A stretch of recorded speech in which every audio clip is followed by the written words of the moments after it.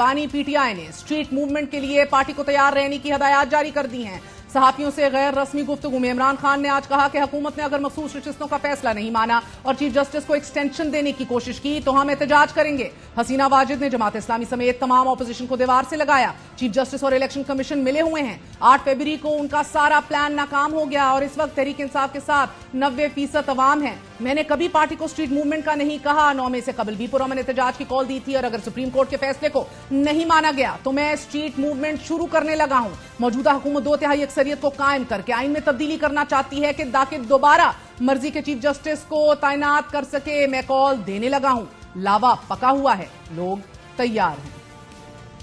इसी हवाले से बात करते हैं। हमारे साथ मौजूद हैं फेडरल मिनिस्टर फॉर इंतजाम production and vice president PMLN Rana Tanveer Hussain साहब। राना साहब, बहुत बहुत शुक्रिया साथ देने का। सर, पहले तो फरमाई दीजिएगा कि इमरान खान ने बड़ी दो टोक वार्निंग दी है, आपकी हुकूमत को मुतनब्बे किया है कि हुकूमत ने अगर रिजर्व सीट्स का फैसला नहीं माना सुप्रीम कोर्ट का और चीफ जस्टिस को तौसी देने की कोशिश की तो वो एहतजाज करेंगे, बल्कि स्ट्रीट मूवमेंट के लिए भी अवाम को कमर कसने की हदायत दे चुके हैं। मैं समझता हूँ ये पता नहीं धमकियां किस तरह की देता है, तो मैं नहीं समझता कि इसकी धमकी से कोई भी जरा बार भी असर पड़ेगा। और रहा कि कुछ चीज़ें ऐसी हैं जो मैं समझता हूँ कि हकायक मुख्तलिफ हैं और उसके हकायक के मुताबिक ही चलना है। असल में उसको इस वक्त फ्रस्ट्रेशन है, बेइंतहा फ्रस्ट्रेशन हो रही है, अंदर है। कभी वो कहता है मैंने मुझसे बात करें, कभी लेटर लिखने की बात करता है कि मैं रिक्वेस्ट करता हूँ मेरे साथ बात करें, मुझे मिले। तो जब मायूसी होती है तो दूसरा बयान दे देता है और फिर पीछे हट जाता है कि नहीं मैंने तो ये बात नहीं की थी, मैंने ये बात की थी। तो उसको मेरा हाल है इमरान खान कई दफा मैंने कहा बिकम ऑलमोस्ट हिस्ट्री। सर, अभी सियासत के अंदर सबसे रेलेवेंट शख्सियत इमरान खान है, ना कि नवाज शरीफ, और आप कह रहे हैं इज बिकम हिस्ट्री। फरमाई दीजिएगा कि जिन रिजर्व सीट्स के हवाले से बात कर रहे हैं वो कि जो उनका हक है, जिसपे डाका मारा जा रहा है, जो आप नहीं देना चाह रहे, उसके हवाले से तो सीनियर प्यूनी जज और मुस्तकबिल के चीफ जस्टिस मंसूर अली शाह साहब का भी ये कहना है कि फैसले पर मैं अमल दरामद कराऊंगा। एक फैसले पर काफी वक्त गुजरने के बावजूद भी अमल नहीं हो रहा। ये आपको जस्टिस मंसूर अली शाह साहब कह रहे हैं, जब मेरे पास इख्तियार होगा तो ऐसा नहीं होगा। जस्टिस मंसूर अली शाह का ये कहना कि अगर कोई नया निजाम आप लोग लाना चाहते हैं तो बना लीजिए, मामलात इस तरह नहीं चल सकते। जस्टिस मंसूर अली शाह की इस तकरीर के हवाले से तो सुप्रीम कोर्ट चाहे हमारी तारीख हो, सर, सुप्रीम कोर्ट के फैसले पर अमल दरामद कराना तो नॉन नेगोशिएबल रहा है।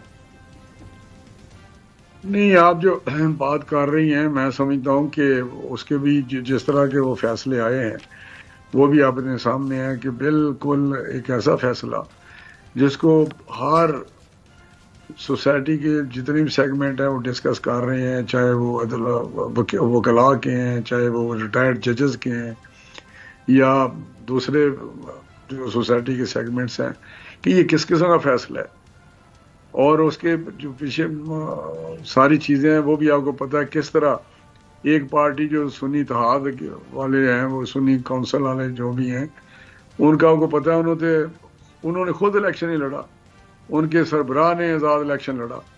उन्होंने कभी भी कोई पार्टी के तौर पे इलेक्शन नहीं लड़ा। फिर उसके सर, ये सारे नुकात तो आप अदालत में उठा सकते हैं, आपका हक है जो आप रिव्यू में गए हैं, मगर इस पे अमल दरामद ना करना या पार्लिमानी लेजिस्लेशन से फकत कानून साजी से सुप्रीम कोर्ट के फैसले को ओवरडू करना, सर, ये किस तरह मुमकिन है? आप कौन सी रवायत डालना चाह रहे हैं? रिव्यू में तो वो गए हुए हैं, जो इलेक्शन कमीशन है और कुछ और भी रिव्यू में लोग गए हुए हैं।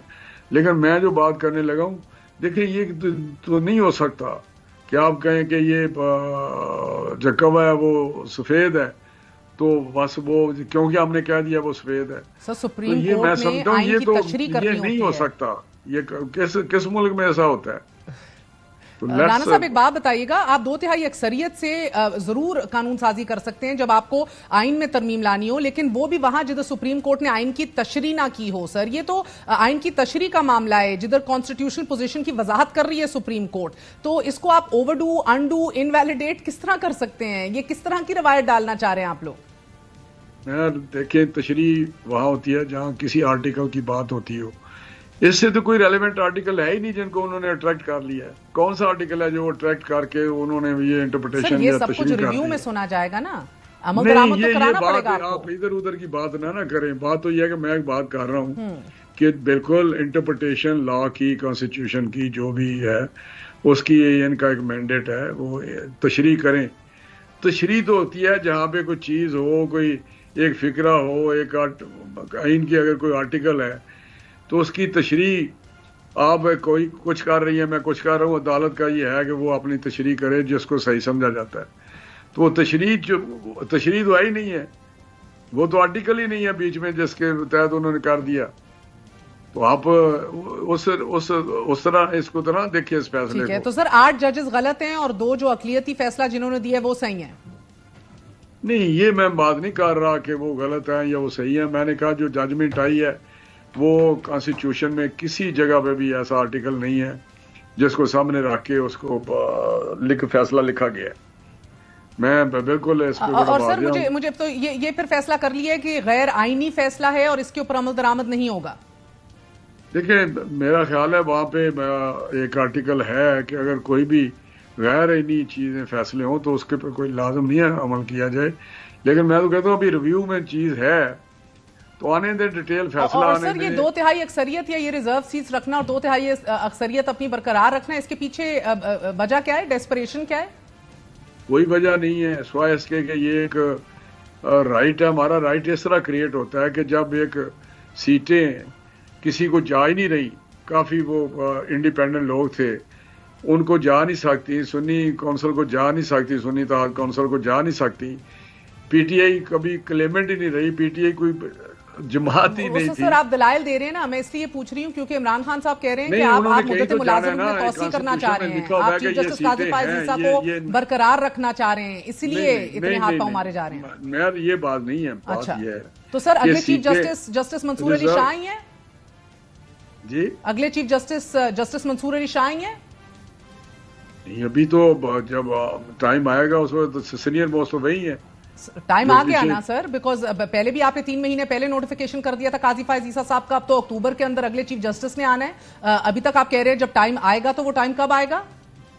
نہیں دیکھیں، یہ کسی کا 3 مہینے کر لینا، کسی 2 مہینے کر لینا، کسی کے 1 ہفتہ پہلے کر لینا، یہ تو حکومت کا کام ہے. اس پہ لکھا تو نہیں ہوا، میں لکھا ہوا ہے یا کسی قانون میں ہے یا کوئی ایسی چیز ہے. وہ بھی ہے کہ جو 1 ہفتہ 10 دن پہلے نوٹیفیکیشن ہوئے ہیں. اور مختلف یہی نہیں چیف جسٹس کا، یہ مختلف جو سربراہ ہیں اداروں کے، ان کے متعلق بھی یہ چیز ہوتی رہی ہے. کسی کا 2 مہینے پہلے کر دیا، کسی کا 10 دن پہلے کر دیا. تو یہ تو میں سمجھتا ہوں آپ جو بات کر رہی ہیں مجھے سمجھ نہیں آتی کہ آپ کس طرح کا یہ کوشچن ہو رہے ہیں کہ جی پہلے کیا تھا تو آپ کیوں نہیں کر رہے. تو یہ ہو جائے گا. ساری سرائیوں کو آپ ختم کر دیں. ایسے تمام تر شکوے جو آپ کے بار ایسوسیشنز اٹھا رہی ہیں، جرنلسٹ اٹھا رہے ہیں، حزب اختلاف اٹھا رہی ہے، سب کا دم ساتھ دیں ایک نوٹیفیکیشن نکال کے. جرنلسٹ اور میڈیا اور یہ ساری چیزیں بس اسی طرح اٹھاتے رہتے ہیں. لیکن فیکٹ از دس کہ ایک چیز ہے جب بھی مناسب وقت ہویا اس پہ عمل ہو جائے گا، نوٹیفیکیشن ہو جائے گا. اور اگلے چیف جسٹس منصور علی شاہ ہی ہوں گے اسی سال؟ میں نے کہا سینئر موسٹ وہی ہیں، اور آج تک تو یہی ہوا ہے نا کہ جو بھی سینئر موسٹ ہوا ہے وہی بنتے ہیں. بہت بہت شکریہ. ہمارے ساتھ رانا تنویر موجود ہے.